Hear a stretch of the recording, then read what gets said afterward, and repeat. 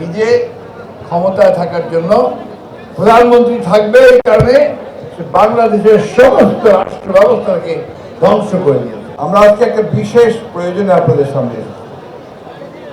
আমরা এখানে কোনো জনসভা করতে আসিনি। আজকে আমরা দেশের একটা অত্যন্ত গুরুত্বপূর্ণ সময়ে আপনাদের কাছে একটা কথা বলতে এসেছি।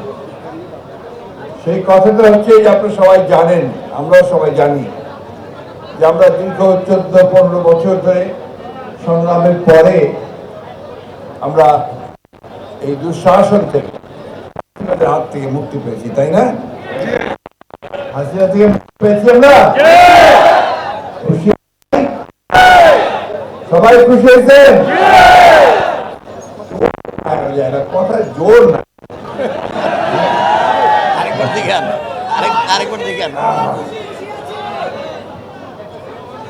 হাসিনা তো শুধু চলে যায় নাই তা না, সে পালাই গেছে না?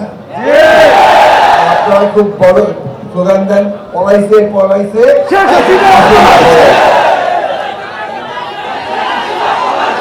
কেন কেন এই স্লোগানটা কেন দেন আপনার?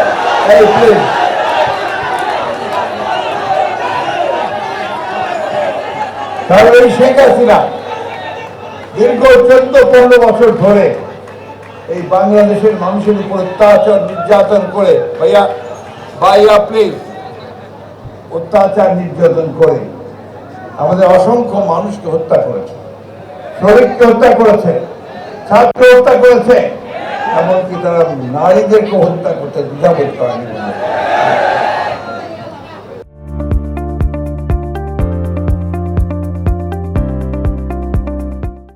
নিজে ক্ষমতায় থাকার জন্য প্রধানমন্ত্রী থাকবে, এই কারণে বাংলাদেশের সমস্ত রাষ্ট্র ব্যবস্থাকে ধ্বংস করে দিয়েছে।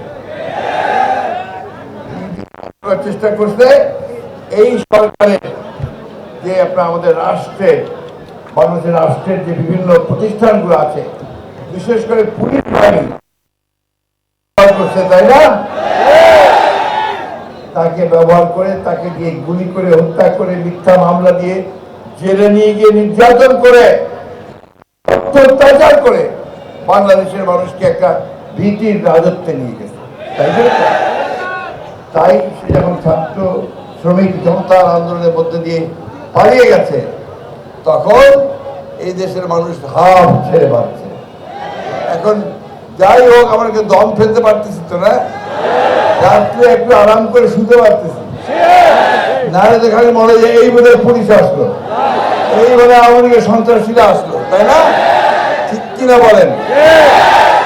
ওই জায়গা থেকে বেরোয় আসছি তো।